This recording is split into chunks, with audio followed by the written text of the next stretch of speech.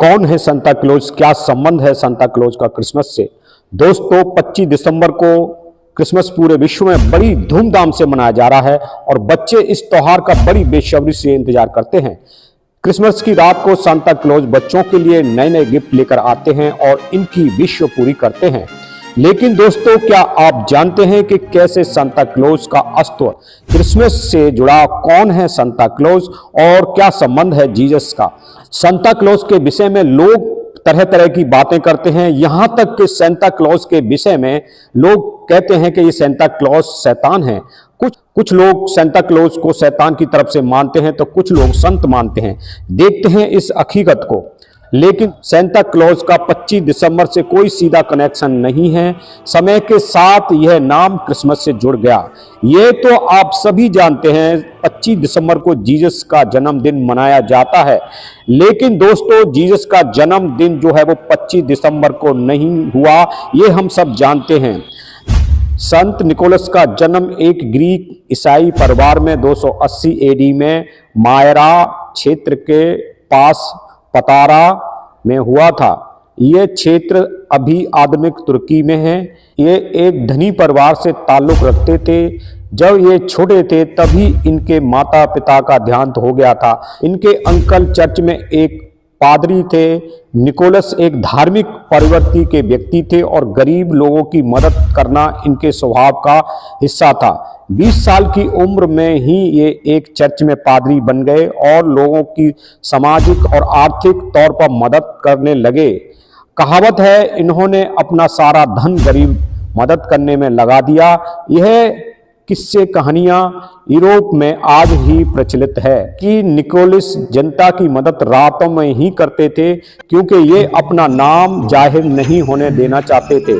संत Nicholas ने सबसे ज्यादा बच्चों और नाविकों की मदद की। आज भी पूरे यूरोप में 6 दिसंबर को निकोलस की डेथ एनिवर्सरी पर गरीब और बच्चों को गिफ्ट देकर इनको याद किया जाता है।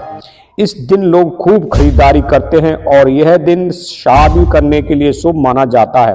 कैसे आया संत निकोलस फेस्टिवल अमेरिका में। 18वीं शताब्दी के अंत में संत निकोलस का जन्मदिन अमेरिका में भी मनाया जाने लगा। कुछ डच परिवार जो यूरोप नीदरलैंड से अमेरिका में शिफ्ट हुए थे, संत निकोलस का जन्मदिन 6 दिसंबर को मनाते थे। न्यूयॉर्क के एक न्यूज़पेपर में भी इस बात की पुष्टि की गई है। 6 दिसंबर 1773 और 1774 में 2 बार यह फेस्टिवल मनाया गया। इंग्लिश स्पीकिंग अमेरिकन और यह ट्रेडिशन और फेस्टिवल बहुत पसंद आता था। वह भी इस त्योहार में बढ़ चढ़कर हिस्सा लेते थे। डच लोग संत निकोलस का नाम बहुत तेजी से बोलते थे। बोलने के कारण उन सांता क्लॉज पड़ गया।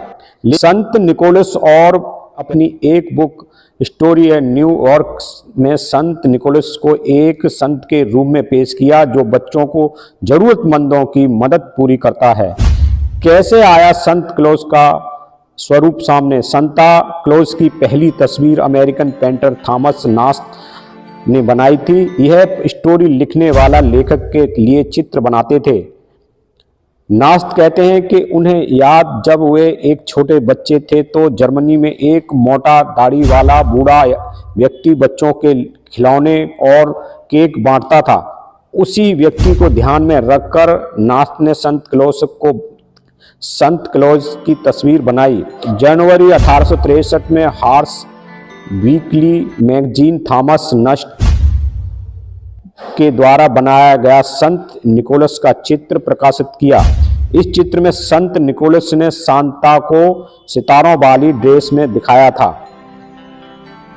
थॉमस नस्ट लगातार क्रिसमस के लिए सांता के पिक्चर बनाते रहे और इनके आकार में धीरे धीरे बदलाव होते गए और सांता का पेट निकला हुआ और फर कपड़े पहने हुए और खिलौने लिए हुए इनकी छवि प्रसिद्ध हो गई। कुछ लोग सांता क्लॉज के विषय में शैतानी बातें करते हैं जो कि ये बिल्कुल गलत है। जो लोग संत क्लॉज के विषय में इस तरीके की बातें करते हैं, क्या उन्हीं के पास ऐसी सारी खबरें आती हैं? सचमुच ये वो लोग हैं जो कि परमेश्वर के वचन को बिगाड़ देना चाहते हैं, क्योंकि हर एक व्यक्ति को संत क्लॉज होना चाहिए, सांता क्लॉज जैसा होना चाहिए, क्योंकि हमारे देश में कितने गरीब और लाचार हैं जिनको उनकी जरूरत है, और हमारे देश में कितने धनवान व्यक्ति हैं जो कि उनको यह भी नहीं पता कि हमारे पास कितना धन है। अगर इस तरीके से सांता क्लॉज जो थे वो एक ऐसी कहानी से मेल खाते हैं, जैसे कि जब यीशु मसीह के पास एक धनवान व्यक्ति आता है और कहता है कि हे प्रभु, मैं परमेश्वर के राज्य में प्रवेश होने के लिए क्या करूं, तब प्रभु यीशु कहते हैं कि तू अपना सारा धन कंगालों में जाके बांट दे।